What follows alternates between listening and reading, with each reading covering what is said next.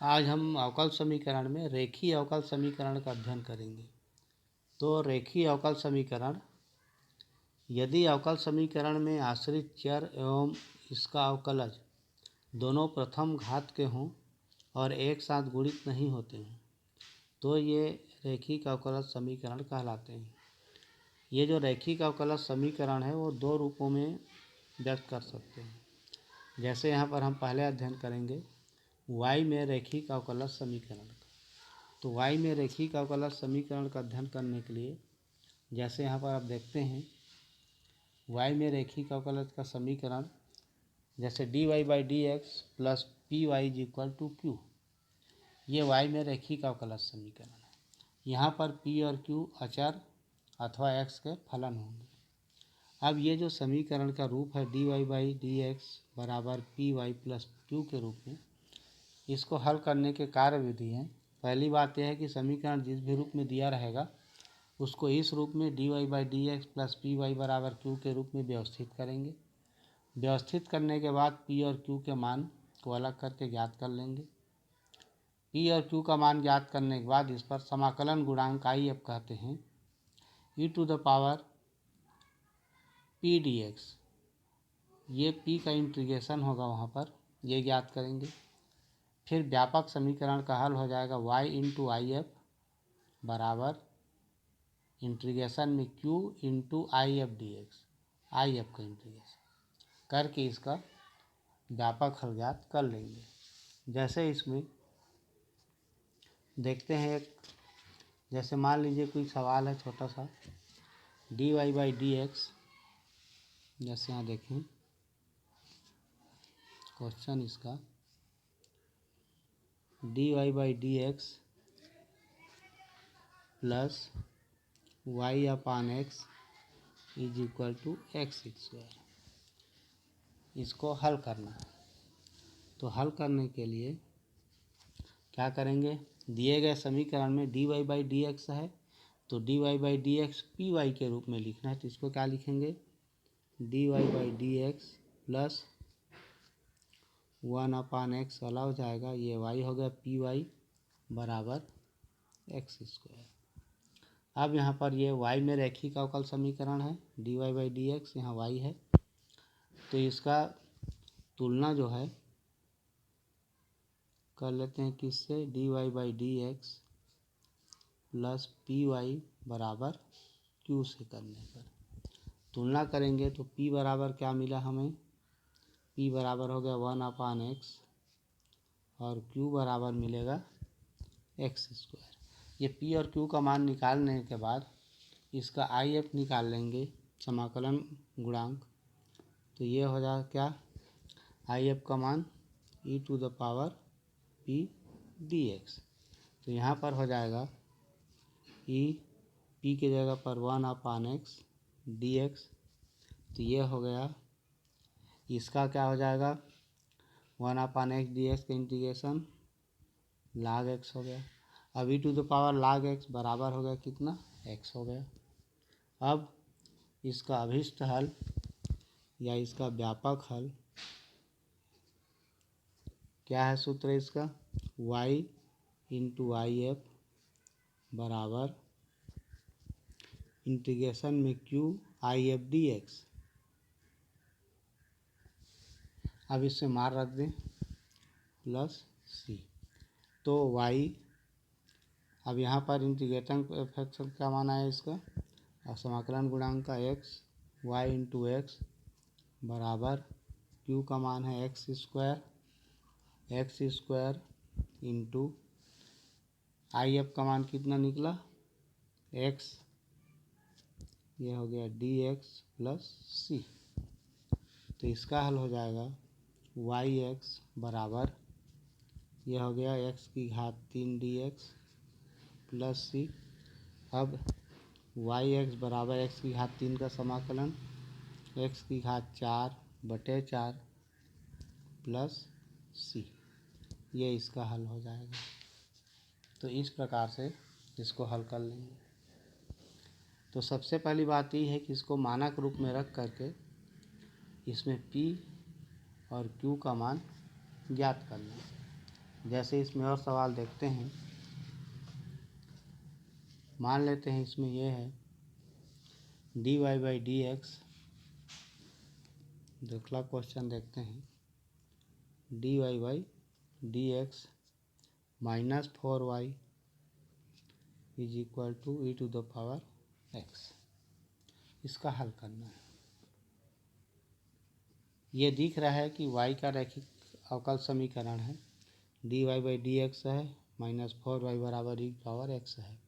अब यहाँ पर यदि इसकी तुलना dy by d x plus p y बराबर क्यू से तुलना करें। तुलना करने पर क्या मिलेगा? p बराबर क्या मिल गया यहाँ पर?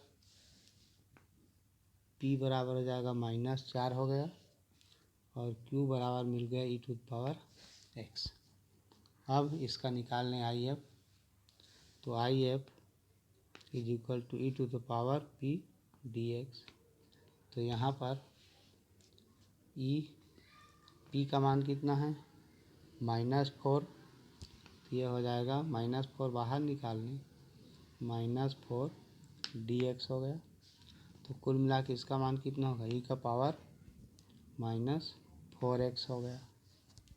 अब इसके बाद इसमें इसका मान ज्ञात करने के बाद इसका समाकलन गुणांक कितना निकल गया? तो यहाँ पर यह है कि हल करने के बजाय इसका समाकलन गुणांक ज्ञात करना। तो अगर इसका समीकरण का हल करके समाकलन गुणांक ज्ञात कीजिए दिया है, तो इसका समाकलन गुणांक ज्ञात करेंगे। बस यहीं तक इसको ज्ञात कर, और अगर आगे हल करना रहेगा तो व्यापक हल के सूत्र में इसका मान लगा देंगे। जैसे यहाँ पर और देख लेते हैं इसका जो सवाल है। जैसे dy by d x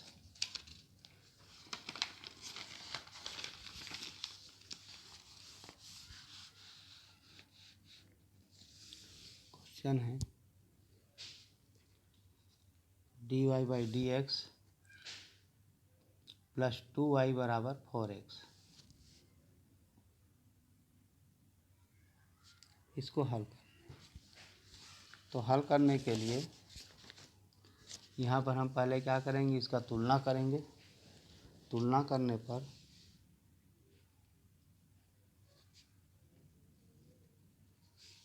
p बराबर 2 मिला और q बराबर 4x। अब इसका पहले आई एफ निकालने, समाकलन गुणांक।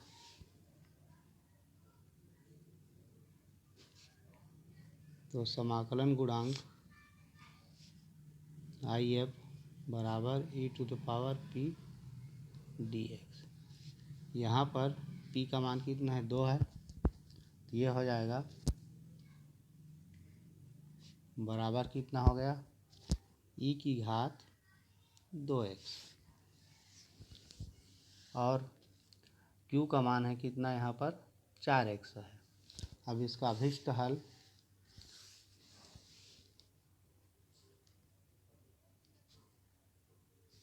y इंटू आई एफ बराबर, यहाँ पर ये होगा आई F into q d x या q into I F D x लिख सकते हैं।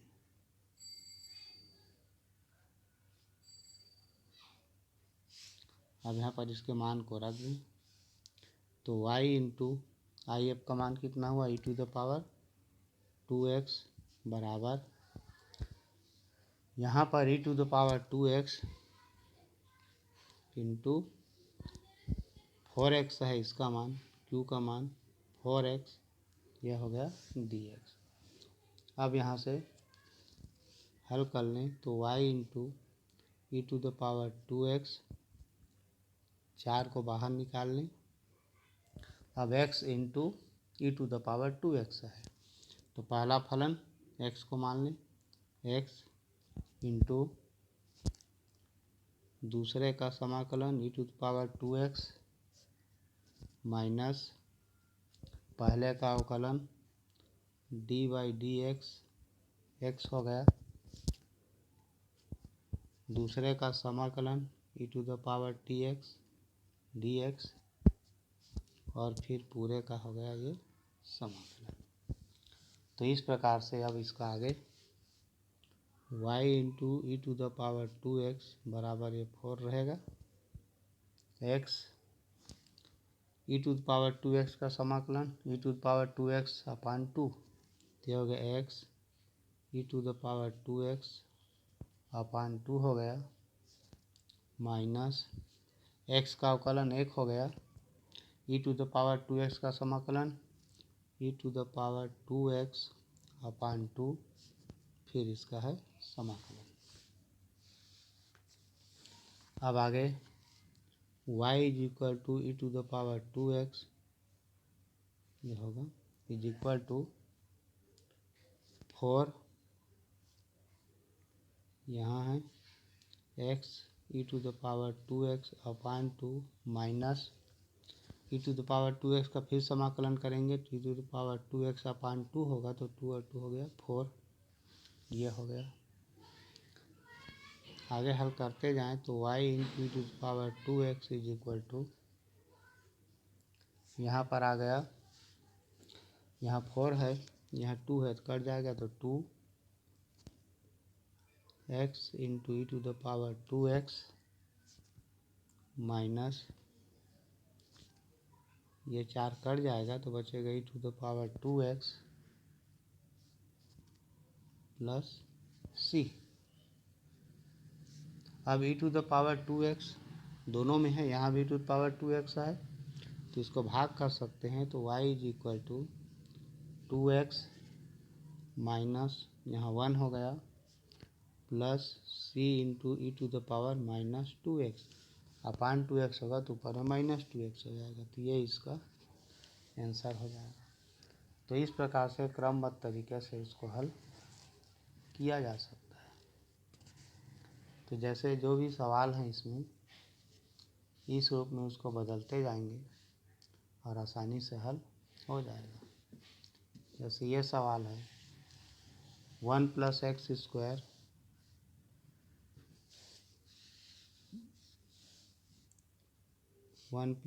Square d y by d x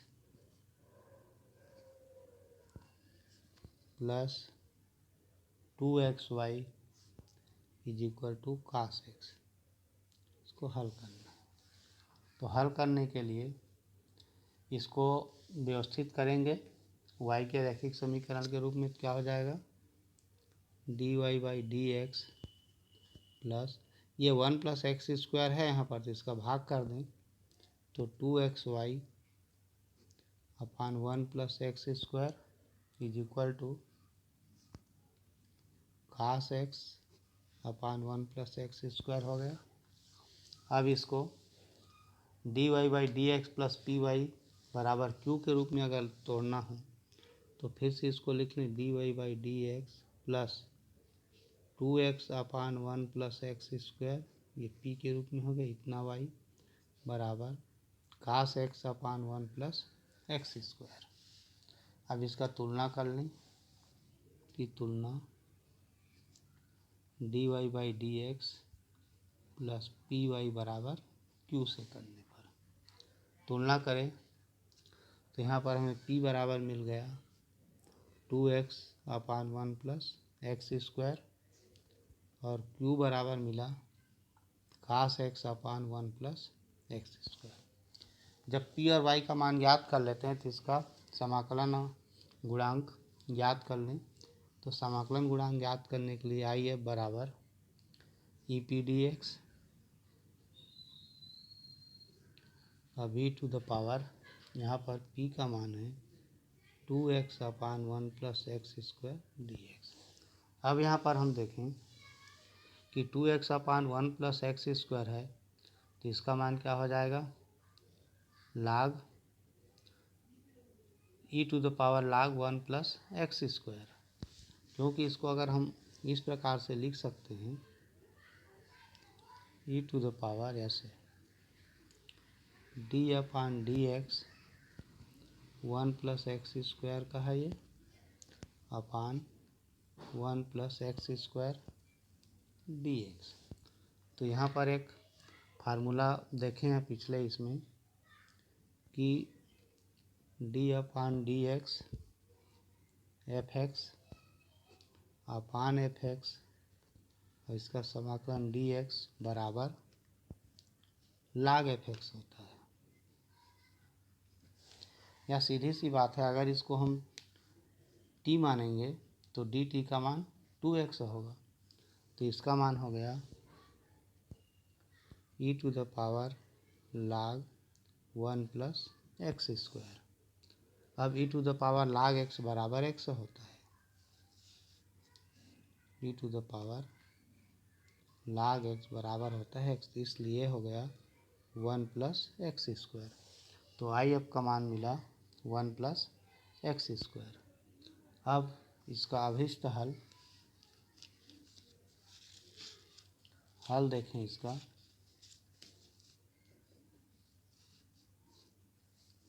तो ये हो जाएगा आई एफ, अभिष्ट हल देखें तो अभिष्ट हल क्या है, y इंटू आई एफ बराबर I F into q d x. तो y आई एफ का मान क्या मिला, 1 प्लस एक्स स्क्वायर बराबर integration 1 plus x square, Q का मान क्या है कास x upon 1 plus x square फिर इसका डी एक्स। तो ये हो जाएगा कितना, y 1 प्लस एक्स स्क्वायर हो गया बराबर इंटीग्रेशन किसका, ये 1 प्लस एक्स स्क्वायर कट जाएगा तो कास एक्स डी एक्स ये हो गया। तो इसका हल हो जाएगा कितना, y 1 प्लस एक्स स्क्वायर बराबर कास एक्स का साइन एक्स प्लस सी। तो ये इसका आंसर हो जाएगा। तो इस प्रकार से इसको हल कर सकते हैं। अब इसमें देखते हैं और एक का सवाल, जैसे इसमें का जो सवाल है हमारा, ये देख लेते हैं। इसमें d y by d x plus 2y से क्वेश्चन है, d y by d x plus 2y is equal to e to the power minus 2x। इसको हल करने के लिए अवकल समीकरण को रेखीय अवकल समीकरण से तुलना करने पर समझ गए किससे तुलना करने पर है, d y by d x plus p y बराबर क्यू से। तो यहाँ पर p बराबर 2 हो जाएगा और q बराबर हो जाएगा माइनस ये पूरा मान e to the power minus 2x। यह हो गया q का मान। अब यहाँ पर आई एफ निकाल लें इसका। तो आई एफ बराबर क्या हो जाएगा, e to the power p d x e, और यहाँ पर टू द पावर है यहाँ पर माइनस 2x है q का मान। तो पी डी एक्स के जगह पर ई टू द पावर हो जाएगा कितना 2x। तो ये जो मान आएगा इसका q का मान e to the power minus d x है। तो यहाँ पर ये p का मान है 2, तो यहाँ पर हो जाएगा 2 डी एक्स। तो यहाँ पर ये मान हो जाएगा हमारे पास 2 को बाहर निकाल ले ये डी एक्स हो जाएगा। तो कुल मिला के हो जाएगा ई टू द पावर कितना हो गया, ये 2x हो गया। q का मान e to the power minus 2x है। अब यहाँ पर इस मान को अभिष्ट हल में रख दें। उसका अभिष्ट हल जो है इसका जो आई वाई इंटू वाई एफ बराबर I F into q d x. तो वाई आई एफ का मान निकला कितना, ई टू द पावर 2x बराबर e to the power 2x और q का मान है e to the power minus 2x dx plus c. तो ये हो गया y e to the power 2x बराबर यहाँ e to the power 2x और ये माइनस 2x हो गया dx प्लस सी। तो कुल मिला के हो गया y e to the power 2x बराबर ये हो गया e to the power 0 dx plus c. तो कुल मिला के y e to the power 2x बराबर e टू द पावर 0 मतलब 1 हो गया ये dx प्लस सी। तो यहाँ पर इसका अंतिम हो जाएगा y e to the power 2x is equal to यहाँ बचा 1 तो 1 का क्या होगा x प्लस सी। ये इसका आंसर हो जाएगा। और इसको और आगे अगर लिखना हो तो y is equal to x upon e to the power 2x होगा तो ये हो जाएगा x into e to the power minus 2x plus c into e to the power minus 2x। ये इसका अभिष्ट हल कहलाएगा। इस प्रकार से इसको हल कर लेंगे। समीकरण को हल करने के लिए नियम वही रहेंगे इसके, बस इसके मान में परिवर्तन p और q का मान ज्ञात करके किया जा सकता है। जैसे एक सवाल और देख लेते हैं यहाँ पर। जैसे ये है dy by d x plus a y बराबर e to the power m x. इसको हल करना है। तो इसको हल करने के लिए तुलना करने पर किससे dy by d x plus p y बराबर q से तुलना की। तुलना करने पर हमें मिला p बराबर a और q बराबर e to the power m x. I F निकाल लें इसका। तो आई एफ बराबर क्या होगा e to the power p dx। E to the power p बराबर क्या है a है। a जो है कांस्टेंट होगा तो a dx का मान जैसे a dx है तो ई टू द पावर हो गया कितना a x। ये बाहर निकल जाएगा। अब इसका हल देखें। अभिष्ट हल इसका y इंटू आई एफ बराबर I F into q d x plus c मान लो या बाद में भी लिख सकते। तो ये हो गया y इंटू आई एफ का मान कितना हो e to the power a x बराबर e to the power a x into e to the power m x d x plus c. इसको हल करें तो y into a to the power x बराबर यहाँ पर दोनों के आधार बराबर हैं तो e to the power a x plus हो जाएगा m x d x plus c. तो यहाँ मिल गया हमें y into e to the power x बराबर e to the power a plus m x d x plus C.